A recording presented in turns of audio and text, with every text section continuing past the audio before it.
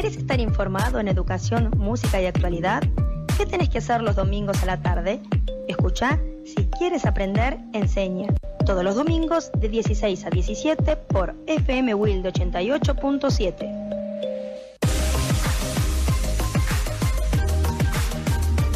Buenas tardes, muy buenas tardes a todos. Bienvenidos a Si Quieres Aprender, Enseña, hermosa tarde de domingo para compartir en familia y para escucharnos. Domingo que tendrá como máxima 24 grados.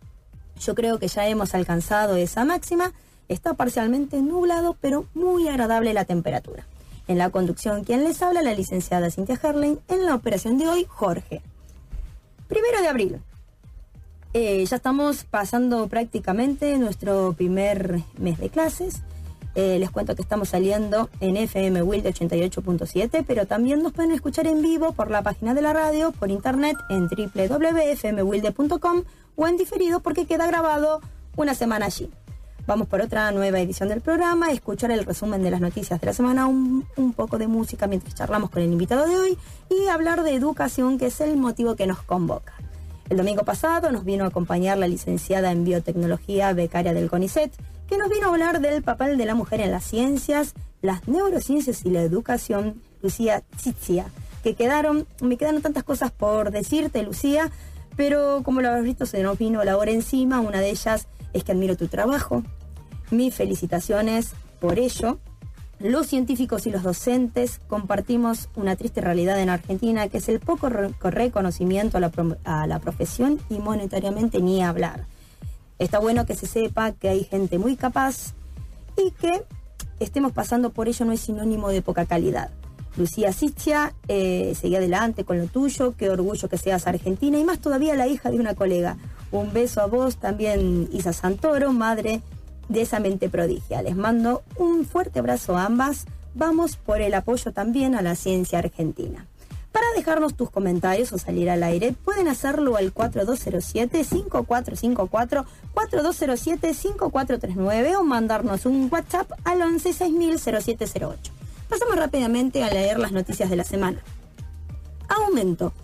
A partir de hoy aumentarán los boletos de los colectivos y los trenes que circulan en Capital y el área metropolitana.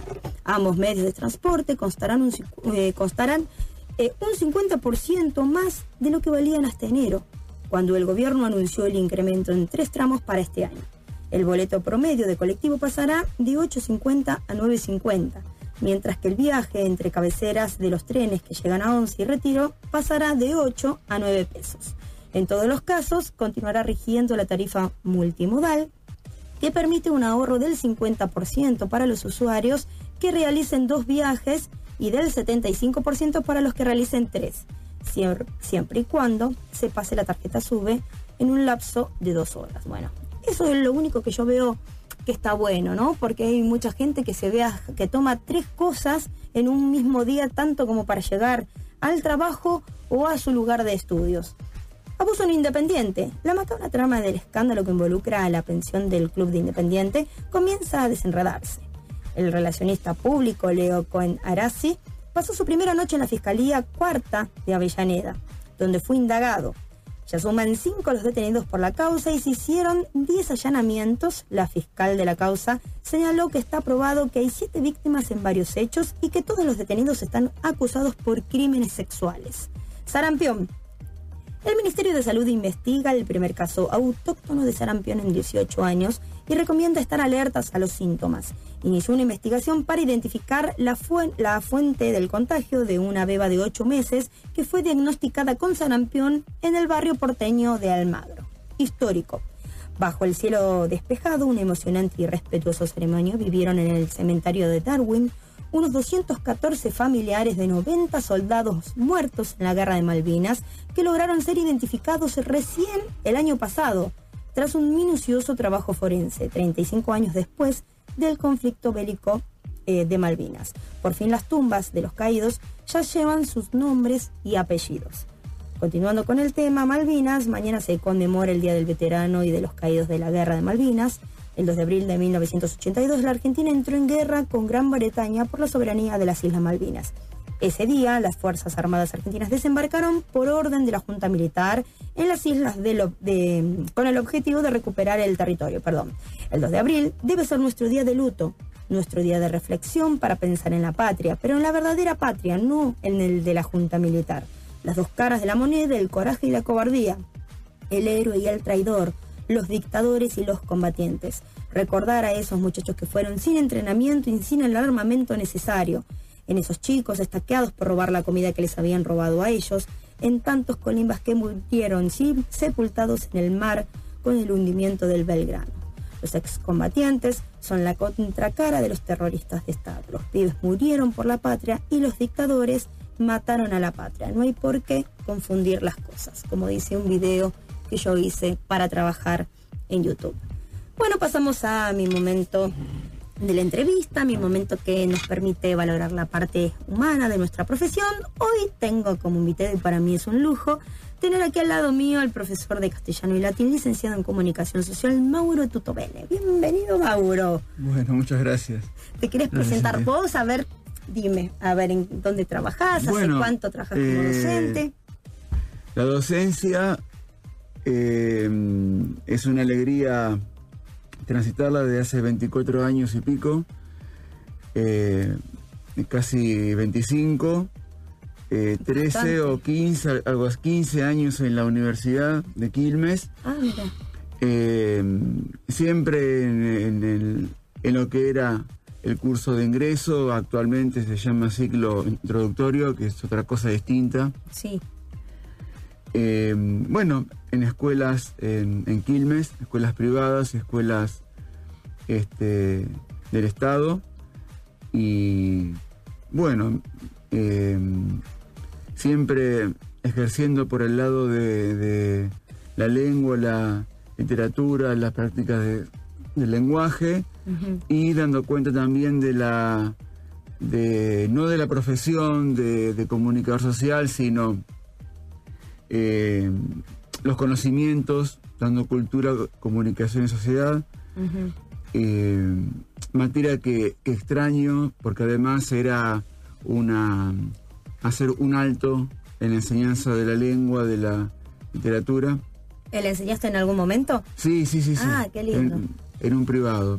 Pues de cuestiones de cierre de cursos, desplazamientos, entonces... Y demás cosas que vivimos. Claro, entonces por haber sido el más antiguo, sí, me tenían que dar esa materia.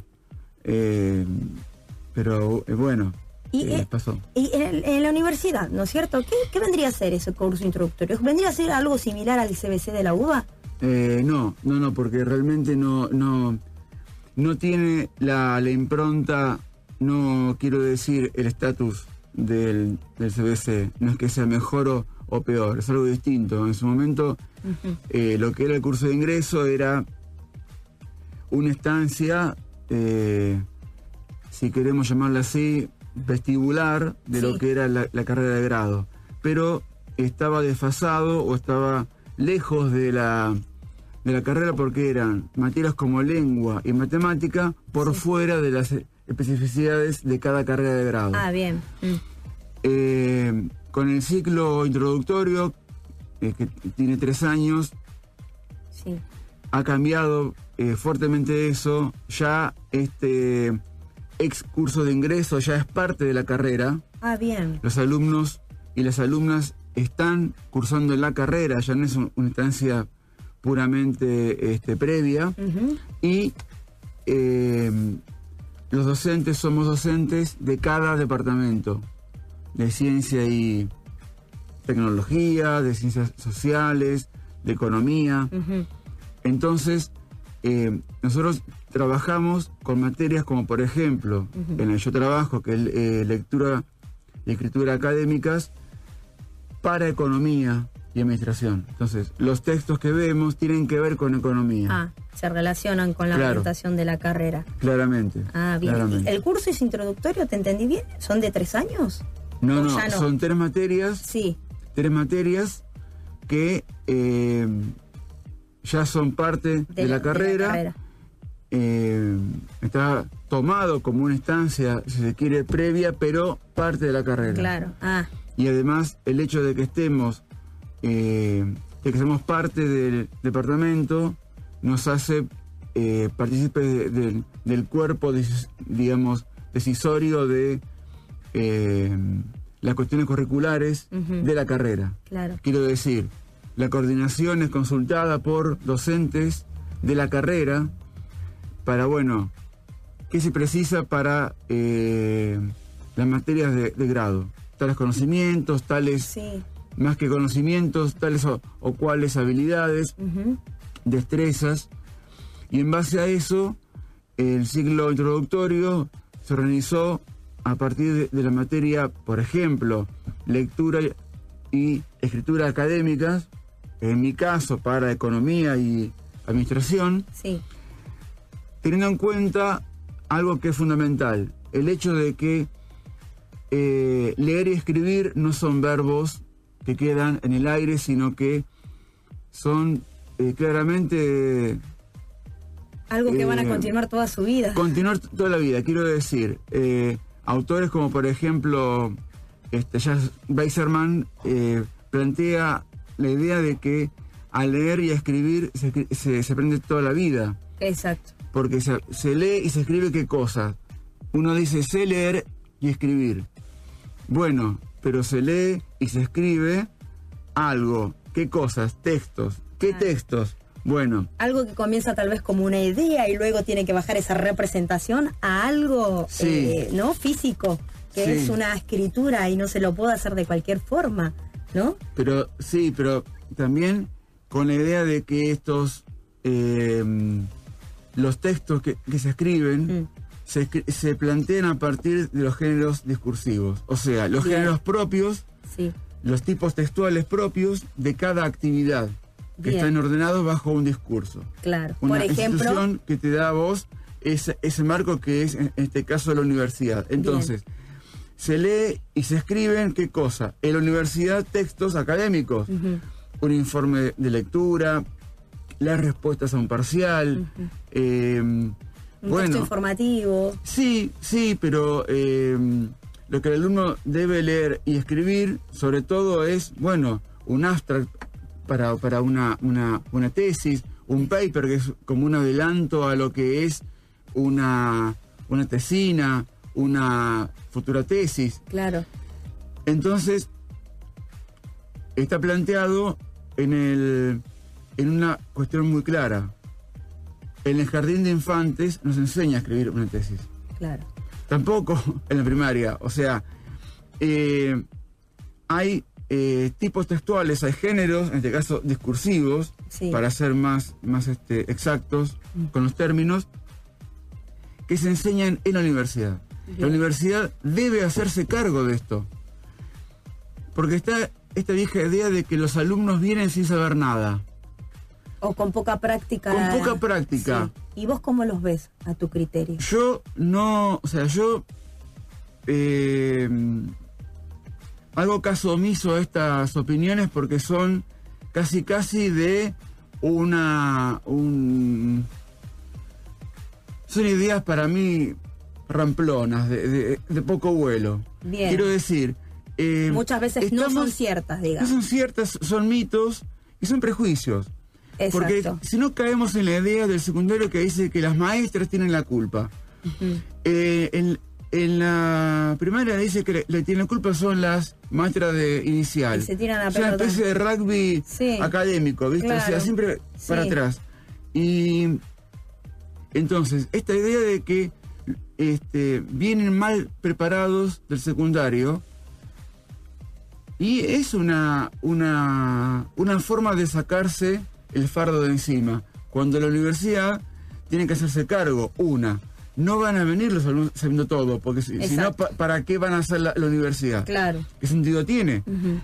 Pero sobre todo, aquello de lo que carecen muchos alumnos es de una práctica en géneros discursivos. Bien. Propios de la universidad, con lo cual la universidad tiene que hacerse cargo en una instancia vestibular como el ciclo introductorio, pero la idea, y acá se necesita mucho presupuesto, plata, durante la carrera. O sea, materias que acompañan a los alumnos en la escritura de monografías, de tesis, y hasta para alentarlos a hacer la carrera de grado y luego hacer una maestría y, en lo posible, el doctorado. Entonces, me está diciendo que los chicos llegan bien del secundario, contrariamente a lo que se suele decir, que ellos llegan con poco preparados o que no tienen, a veces que no comprenden un texto.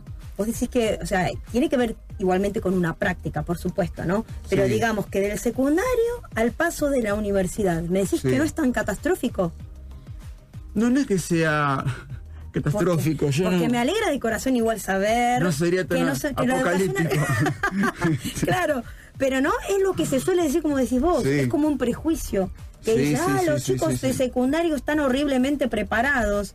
Yo a veces los asusto porque sí los veo en una actitud como, bueno, yo tengo cuarto nada más, ¿no? Pero los veo en una actitud muy pasiva, ¿no? De vagancia, de aburrimiento extremo. Y me di cuenta que éramos nosotros los que éramos que tenemos que cambiar el estilo de dar clases. Para poder motivarlos, como vos decís, que ellos continúen, ¿no? Somos nosotros. Pero si que ahora vos me decís que ellos no llegan tan mal, quiere decir que no estamos haciendo las cosas tan mal. ¿O no, Mauro? No. Yo creo que, además, pensar que todo alumno del secundario es el que entra en la universidad es una falacia. Hay alumnos, sobre todo, si uno piensa en el turno mañana, bueno, ahí se acumulan esos alumnos que se están sacando la nieve de Bariloche del hombro, ¿viste? Y vienen con la mochila de la empresa. Pero digo, eso ocurre sobre todo en las comisiones de la mañana. El turno mañana, quizás el turno de las 14 horas. Estamos hablando de la Facu, ¿no es cierto? Sí. Yo creí que ese curso era de noche nada más. Mira, yo tengo como una preconcepción de que van a la noche los chicos de la Facu. Se ordenan a la mañana, una franja a la mañana, a la tarde y otra por la noche. En un número más o menos parejo de comisiones. Bien. Hay una mayor cantidad de comisiones por la mañana y son por lo general más numerosas a la mañana. Mira. Esos chicos son los que egresaron casi reciencito del secundario. Porque no es lo mismo, igual viste que esto se ve hasta en el secundario, el nivel de uno de otro turno. Y acá se repite, se ve lo mismo. Sí, porque además los chicos de la mañana no trabajan. Claro. El alumno que viene y la alumna que vienen por la noche, el turno comienza o la clase comienza a las 6 de la tarde. Entonces vienen muchos pidiendo por favor que los esperemos porque vienen de trabajar. Hasta la secundaria pasa eso. Claro, uno entiende que a las 6 de la tarde todavía es temprano para comenzar. Pero bueno, está así estipulado porque después terminamos muy tarde después de las 10 de la noche, entonces para volver es complicado para muchos alumnos, se quedan sin colectivo. Bueno, diferentes realidades que la universidad no puede desconocer y no desconoce, de hecho. Y aparte me imagino que los de la tarde, los de la noche tienen otro nivel de atención donde tienen todo el día encima y cansados de trabajar y con la lengua afuera tratando de no perderse la clase o llegar lo más puntualmente posible, ¿o no? Pero volviendo a cómo vienen los alumnos y las alumnas del secundario, así como la universidad no puede desconocer el hecho de que hay realidades que los alumnos tienen y la Universidad Nacional de Quilmes históricamente fue una universidad pionera, no solamente la educación virtual, sino en el sentido de una universidad inclusiva.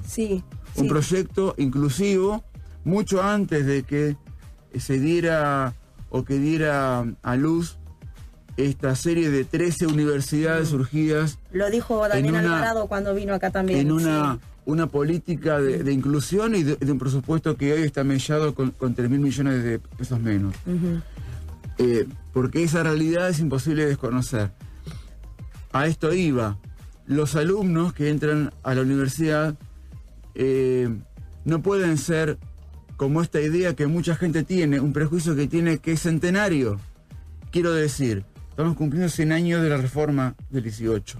Y mucha gente cree que el alumno, la alumna llega a la universidad y sale recibido de licenciado en comercio internacional, licenciado en comunicación social o lo que fuere. La universidad, a partir del 18 y más en un proyecto inclusivo, de lo cual no va a resignar la universidad por más que haya cambiado la gestión presidencial, piensa en alumnos que son ciudadanos. Entonces, hay una formación ciudadana importantísima y fundamental. Qué bueno. Si la reforma del 18 dio la pauta de que el alumno es partícipe, de que el docente tiene libertad de cátedra y que ocupa un cogobierno, igual cantidad de docentes que de alumnos, la universidad forma ciudadanos y ciudadanas. Entonces, hay un prejuicio que es creer que el alumno solamente va a recibirse. La universidad no es una usina o una fábrica de egresados. Sí. Entonces, a esto iba. Hay un prejuicio de la gente y de los alumnos que llegan para saber. No solo para saber, sino para formarte. Claro. Vos tenés que de ahí a continuar tu vida. Crear un criterio como ciudadano. Claro. Esto es un sentido crítico. Es sacarte de ese apoltronamiento, de ese lugar de pasividad que vas a recibir conocimiento. No, vos vas a crear un conocimiento y vas a ser partícipe y vas a discutir un par de cosas. Buenísimo el pensamiento. Y aparte, si das vos clases con ese pensamiento, me haces acordar a Merlí, que es profesor, y te lo vuelvo a repetir, pero de secundario, que es recriticado porque, no sé si lo habrás visto, pero te la recomiendo ver, porque les enseña a pensar a los alumnos.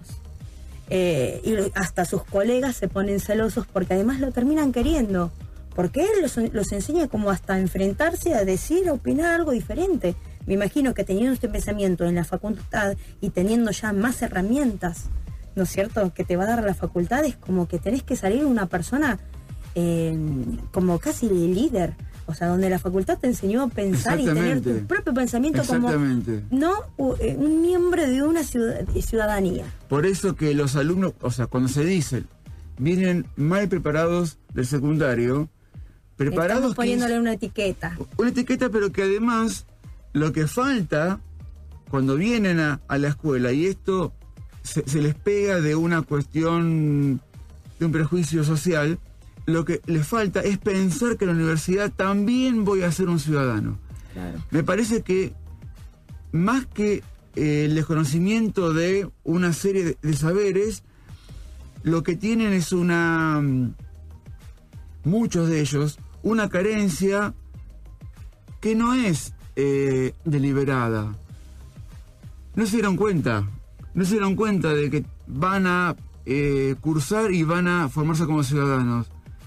Porque si los alentamos y les enseñamos a escribir textos académicos en los cuales tienen que demostrar su postura personal, su tesis, bueno, también incluye esto. Claro. La idea de que eso que están discutiendo... No escribir una dogma, o sea, todo bajado automáticamente. Sí. Vos tenés que saber cuando curses a una materia de economía qué dijo Marx. Claro. O sea, o qué dijo Adam Smith, o qué dijo Keynes.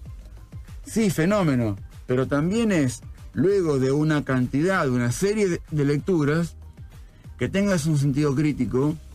Con razón, Lucía Chichia, que es la chica que salió, se recibió de la UNCI también, y Damián Alvarado tiene un pensamiento súper social, pero se les cruzan las teorías impresionantes que vos decís, de maravilla. Damián es uno, vos me estás diciendo todo esto, que es fantástico. Muy buenos profesionales deben salir, entonces, o gente preparada para seguir adelante, ¿no es cierto? Líderes en el camino que hayan sido el que eligieran, ¿no es cierto? Sí. Espectacular. Sí. Por ejemplo, en la NQ tenemos, porque se le dice muy bueno, vulgarmente muy interesante. UNCI, pero es UNQ.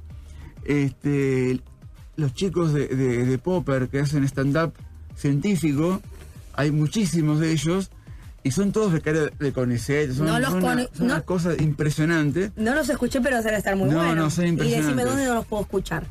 Creo que se llama... Debe tener... Tienen su nick en Facebook, creo que es Popper con una sola P, por supuesto por Karl Popper, stand-up científico. Y ellos y ellas, son más que nada chicas, trabajan haciendo difusión y haciendo divulgación científica a través del humor. Y haberla encontrado dentro de la universidad y dentro, por supuesto, de la UBA, de La Plata, haber encontrado una beta distinta. Claro que sí. Pero ya no es, cuidado que no es, bueno, ¿cómo yo o qué saber o qué destreza le aporto a la sociedad? Porque si el Estado no me da nada, yo le aporto. No es meritocracia, no es esta cosa perversa que tienen muchas universidades privadas, no, para nada. Pero la UNC es privada primero, ¿no? No, pero quiero decir... Yo veo que los forma con la cabeza totalmente abierta. Por supuesto. Y libre de pensamiento. Por supuesto, pero digo, no está esta idea de formar especialistas y que vos, a ver, ¿qué le aportás, qué producto le aportás a la sociedad?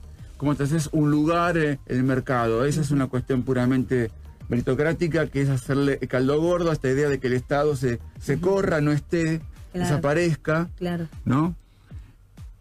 La idea nuestra en el ciclo introductorio es esta idea que tiene que ver con algo filosófico, si querés. Bien. El hecho de que el saber es algo que se construye.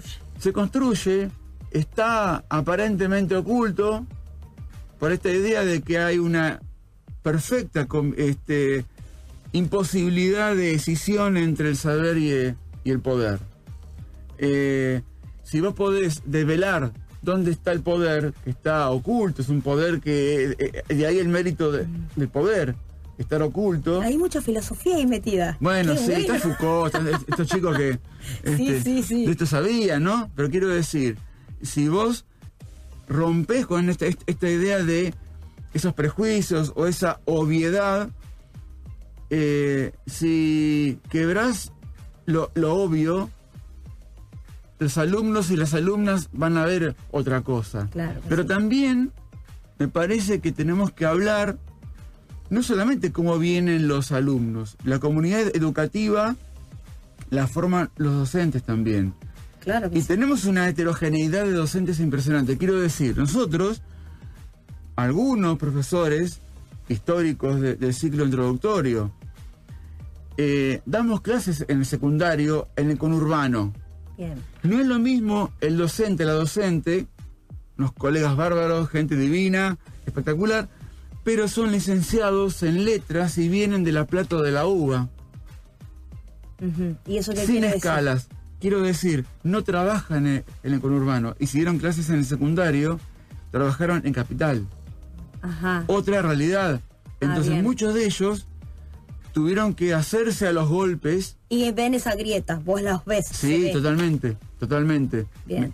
Años anteriores me han llegado de exalumnos del secundario que más tardíamente cursan, amigos míos inclusive, ya grandes cursan en la universidad, me dice, tengo a tal, y le digo, bueno, mirá, bancá, porque viene de la UBA el pibe.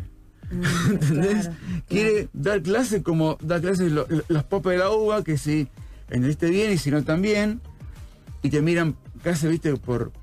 Ah, no sabía eso. En contrapicado, o sea, están parados, ¿sí? Y miran hacia abajo. Claro. ¿Entendés? Entonces... Pero la UBA no es sinónimo de superioridad, porque en realidad cada profesional puede ser excelente y haber salido del... Sí, no, pero no muchos vienen con esas cosas que son licenciados. Claro. Y que no han tenido un fogueo en el secundario, en el conurbano. El trabajo de campo. Exactamente. No saben cómo vienen. Y sí, es muy distinto. Bueno, Mauro, ahora te voy a dejar descansar un poquito. Dale. Me parece súper interesante. Ahora voy a pasar a las lecturas de las efemérides. Un 1 de abril de 1856 muere en Buenos Aires el general Eustaquio Díaz Vélez, Luchó por la independencia en Nazareno, Vicapugio, Ayohuma, Salta y Tucumán. Fue gobernador e intendente de Santa Fe y de Buenos Aires. Este mismo día, pero de 1908, el padre Lorenzo Massa funda el Club de los Forzosos en el barrio porteño de Almagro, que pocos años más tarde cambiará el nombre por San Lorenzo de Almagro. En 1960, desde Cabo Cañaveral, Estados Unidos, lanza el primer satélite meteorológico funcional del mundo, el TIROS 1. También, un 1 de abril de 1976, Steve Jobs y Stephen Wozniak fundaban la Apple Computer Company. Apple nació en el garage de la casa de los padres de Jobs y llegó a convertirse en una de las empresas de tecnologías más grandes del mundo. Mediante los acuerdos llevados entre la ONU y la UNESCO, cada 1 de abril se conmemora y recuerda el Día Mundial de la Educación. Hoy es el Día Mundial de la Educación, ¿sabías? En el cual se considera la educación como uno de los aspectos más relevantes para el Estado. A ver si nos enteramos acá un poquito que es así. El 1 de abril de cada año se conmemora el Día Nacional del Donante de Médula Ósea, en celebración del aniversario de la puesta en funcionamiento del Registro Nacional de Donantes de Cédulas Progenitoras onomatopeyéticas, creado por la Ley 25.392 y que funcionaba bajo la órbita del INCUCAI. Estas palabras difíciles me las suele poner Pablo, el productor. El primer domingo del mes de abril se celebra el Día de la Novia en Argentina. En este día se rinde un homenaje a todas las mujeres que estén en una relación amorosa. Saludos para tu novia si es que lo llegas a tener. No, gracias. ¿No pasas? No, paso. Hoy es domingo. No poseo. Hoy es domingo de Pascua, también llamado Domingo de Resurrección o Domingo de Gloria. Es la fiesta central del cristianismo en la que se conmemora, de acuerdo con los evangelios canónicos, la resurrección de Jesucristo al tercer día después de haber sido crucificado. Ya comieron los tradicionales huevos de Pascuas de chocolate. Les voy a contar un poco de dónde sale esa tradición. Para muchas civilizaciones, principalmente las situadas en Egipto, Grecia, China, incluso en algunos lugares de América, el huevo representaba la fertilidad y vida. En pocas palabras, el huevo implícitamente se regalaba para recordar la llegada de la fertilidad, vida y nacimiento. Con el auge del cristianismo, el huevo encontró una fecha ideal para ser regalado. La Iglesia había prohibido comer huevos durante la Cuaresma. Entonces la gente durante aquellos días los pintaban y los guardaban para luego ser consumidos en Pascuas de Resurrección. Como era de esperar, aquella costumbre europea fue introducida a América luego que llegaron los misioneros. Con el paso del tiempo, no faltó el visionario que quiso otorgar a los huevos de Pascua una función comercial. Y es por eso que se inventaron los huevos de chocolate, ya que venían decorados y despertarían el interés de los niños. Pasamos a las efemérides musicales. Eric Clapton nació en Inglaterra el 30 de marzo de 1945, perteneció a varias bandas musicales antes de comenzar su carrera solista. Su estilo musical se ha ido modificando a lo largo de toda su carrera, pero sus raíces más profundas están en el blues. Aún así, ha llegado a tocar incluso reggae. Hoy escucharemos Tears in Heaven, lágrimas en el cielo. Vamos, Juan.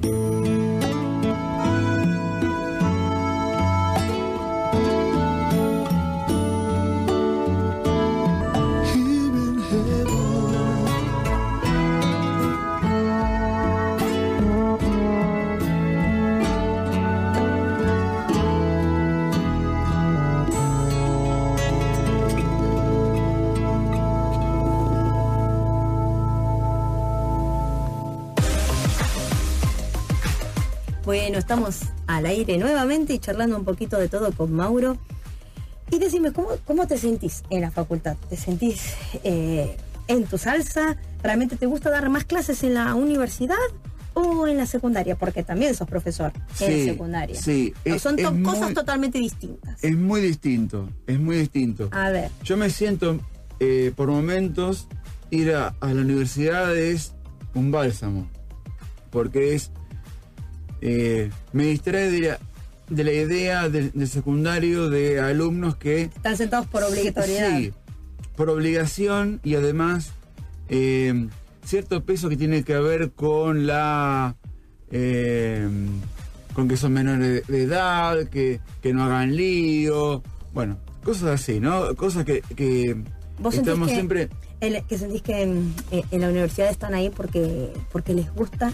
Y sí, la dinámica es distinta. Es distinta, pero también Me parece que cuando los alumnos en la universidad preguntas algo, realizamos trabajos y no sé, tareas, preguntas algo y no hay respuesta, hay un nivel de... ¿Hay cri-cri? ¿O siempre hay alguno que sí, salta con su opinión? Quiero decir, la desazón es mayor, porque quizás la vergüenza a ser evaluado la esperás en el secundario, pero no en la universidad, ¿viste? Y bueno, pero digo, el aula es un lugar para mí de disfrute. Bien. De por sí. Ya es algo fabuloso, ¿no? Sí, porque habiendo docentes donde sé que están sentados ahí por una cuestión monetaria, eso que ocurra es fundamental para que haya una buena calidad, ¿no es cierto? Por supuesto que uno también persigue una percepción de haberes acorde con el trabajo. Por supuesto. Obviamente, y eso es eterno y lo será. En un mundo donde no estamos capitalistas, necesitamos comer. Claro. Pero digo, el trabajar en la escuela es otra cosa bien distinta y hasta con desafíos distintos. Por eso digo, por momentos prefiero muchísimo la universidad al secundario, pero no por eso quiero decir que preferiría trabajar toda la vida y siempre y únicamente en la universidad. No debe ser un momento de disfrute casi pleno. Claro, es otra cosa. Claro. Otra cosa. ¿Y qué hacen con la gente? O sea, vos me mencionabas que siempre hay gente que al final termina dejando. ¿Tienen algún modo de registro?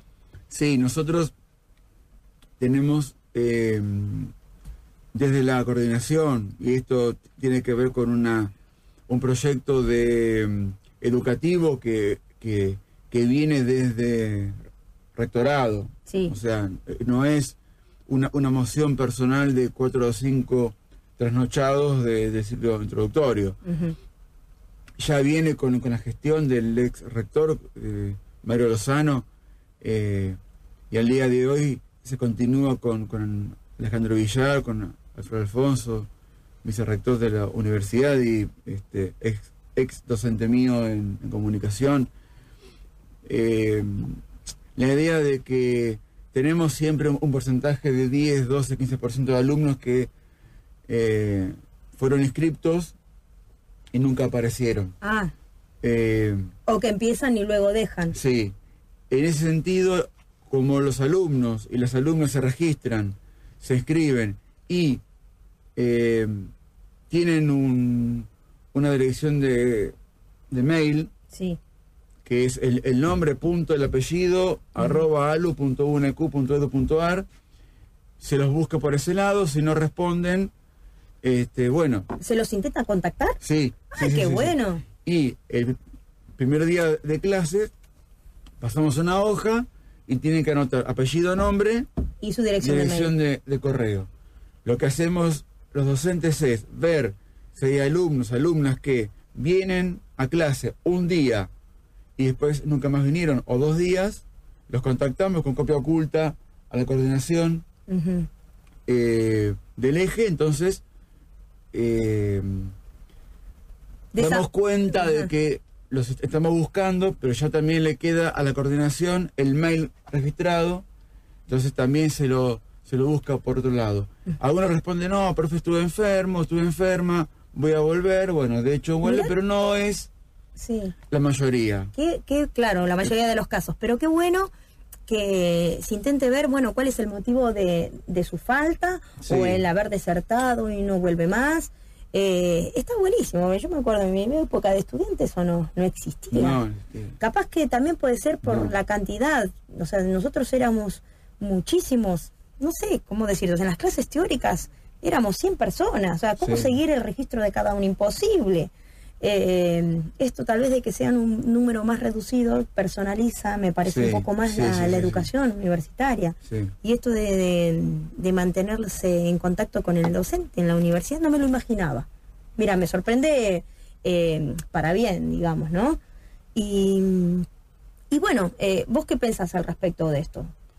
Para mí es algo que es claramente necesario. Necesario y no quiero decir que sea incuestionable, porque si no pareciera que hay proyectos educativos que son incuestionables. Para nada. Son, por supuesto, perfectibles.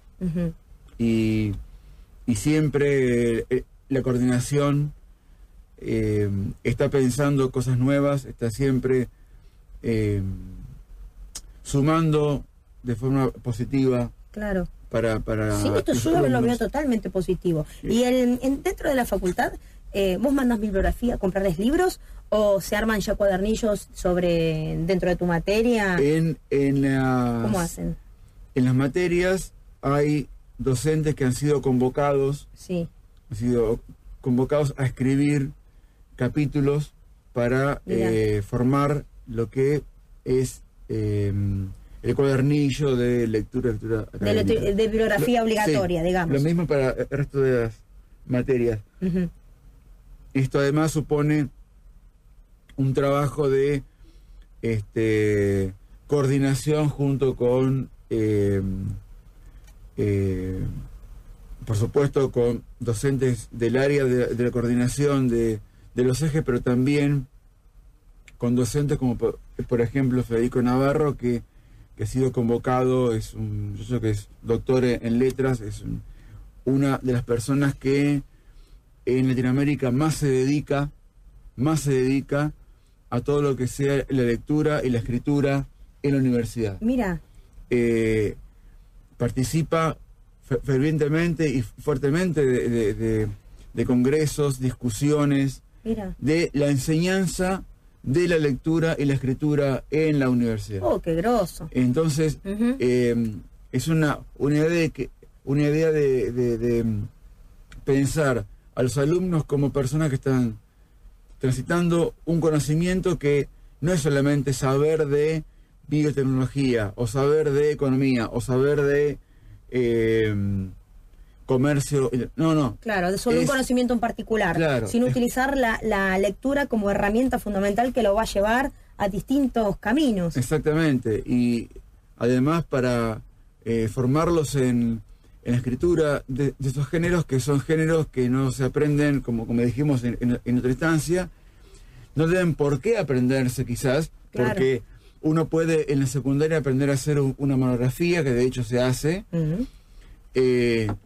pero ahora van a pedirte quizás un trabajo final de carácter monográfico, que tiene además algo que no dijimos antes. Estás aprendiendo géneros que son claramente dinámicos y que también obedecen a la coyuntura. Cuando digo coyuntura, digo a cada materia, a lo que vos querés investigar y lo que el docente considera que es una monografía. Cuando él dice monografía, ella dice monografía, ¿qué quiere decir con eso? ¿Qué te pide? ¿El embrión de una futura tesis? ¿O te pide que des cuenta de 4 o 5 lecturas que viste para vos interesantes y saques tus conclusiones? Claro. Y ella dice que eso es monografía. Entonces quiero decir, los géneros... La estructura es distinta. Es distinta. Claro. La finalidad es distinta. Distinta. Una recomendación es siempre pensar, bueno, examen a libro abierto. Profesor, ¿qué es eso? El pibe a vos te dice en el secundario. Te dice, pero dice, ¿qué toma en diciembre? ¿Viste? Y vos por veces decís un daiquiri, ¿viste? Porque claro, diciembre se calor, un daiquiri también. ¿Viste? ¿Cómo que toma en diciembre? Todo. Pero fíjate, la pregunta ¿qué toma en diciembre? Subyace la idea de que hay un pacto tácito entre docente y alumno. O sea, ¿cómo vas a encarar vos, docente, el examen de diciembre, el examen de febrero? No solo qué temas vas a tomar, sino cómo vas a hacerlo. Entonces, ya el alumno tiene incorporada la idea de que el examen es algo movible, es algo inasible, es algo que está todo el tiempo operando de forma dinámica en un pacto tácito entre docente y alumno, que cambia de una materia a la otra. Y en ese sentido, la universidad también continúa eso. Y que además nosotros siempre pensamos en esto, en muchos postulados. Uno de ellos es uno que es fundamental, el hecho de que vos, a medida que vas cursando las materias, tenés que ir pensando en algo que por qué no llevarlo al secundario. Bien. ¿Qué es pensar en NTICS? ¿Qué es pensar en psicología? ¿Qué es pensar en literatura? Claro. Me refiero a esto, al hecho de que vos estudiás una materia con la lógica que la materia supone, que esa ciencia, esa disciplina supone, que es distinta de otra disciplina, claro. porque tiene un carácter específico, una materia de estudio específica, tiene diferentes cosas y que es necesario que el docente las explicite. Voy a ir por acá, voy a ir por allá. Y que se tiene que dar de entrada. Sí. Para que luego no converte en el garrón de que te digan, usted no explicó, o sea, las reglas de entrada. ¿Y en la universidad se planifica? ¿O ya te dan la línea bajada y después vos alteras el orden de los contenidos? No, los contenidos están más o menos ordenados. Es más, hasta tenemos una especie de cronograma, bien. clase por clase, Sí. más o menos por dónde ir. Sí. Nosotros ahora, en el ciclo introductorio, ahora digo, hace 3 años, tenemos la potestad de hacer nuestros propios parciales. Antes nos llegaban impresos los parciales, lo cual también suponía algo muy cómodo, que era la coordinación que hacía los parciales, pero que además muchos docentes dábamos, me parecía bastante lógico, los contenidos que se pedían en los parciales. Claro. El parcial variaba en los textos, Sí. pero en la estructura no. Entonces acumulamos parciales anteriores y trabajamos y damos los contenidos en función de los parciales. Claro. Nosotros ahora hacemos los parciales que tienen que ser elevados a la coordinación. Ellos, aprueban, dicen, anda por acá, por allá. Vemos un par de elementos a trabajar, a ajustar, pero es el parcial que cada docente da. Claro. No, la verdad es que el mundo universitario me parece debe ser fascinante, ¿no? Sí. Me imagino, ¿no? Por todo esto, hasta el nivel de tu oralidad se nota. Que debe ser, no sé si los chicos de secundaria, porque o sea, una vez que tenés el tope, debe ser difícil tal vez bajarlo. Por eso a veces cuando yo te escucho en salas de profesores, porque les cuento, él es uno de mis colegas de Sagrada Familia, no te entiendo, digo, ¿de qué me está hablando? Demasiado inteligible el lenguaje. Es un nivel como que se nota, ¿no es cierto?, que es superior. La verdad que muy lindo esto que me contaste, la vida universitaria. Yo no, más que la experiencia de haber sido alumna, no lo tengo en un futuro. Tal vez me gustaría estar en la docencia universitaria. Sí, pero debe ser apasionante, me imagino. Es otra cosa, estar hablando con adultos casi, prácticamente, que es muy distinto a la del secundario. La verdad, Mauro, era una faceta tuya que no conocía y de muchos de mis compañeros seguramente que tampoco. Estás invitado al volver cuando quieras hablar de ese, porque vos ves que es una hora que se te pasa tú volando. Sí. Para seguir charlando más sobre esto, la semana que viene vamos a estar invitadas, va a llegar Viviana Fernández, profesora y vicedirectora de la secundaria 10 de Wilde, que nos va a hablar sobre su trabajo en la escuela. Mientras tanto, les voy a dejar sonando un tema que es de Céline Dion. Ella nace el 30 de marzo de 1968 en Quebec, Canadá. Comenzó su carrera como pop adolescente en su país con álbumes en francés. Luego de ganar el Festival de la Canción Eurovisión en 1988 y firmar contrato con el CBC Records, se convirtió en una de las cantantes más importantes en los años 90, lo que le permitió vender más de 100.000 millones de discos. Entre sus temas más destacados se encuentra la banda sonora de la película Titanic. Hoy escucharemos My Heart Will Go, Mi Corazón se irá, y mientras tanto yo les digo que sea hasta el domingo que viene a las 16 por FM Wilde 88.7 a las 16. Vamos, Jorge.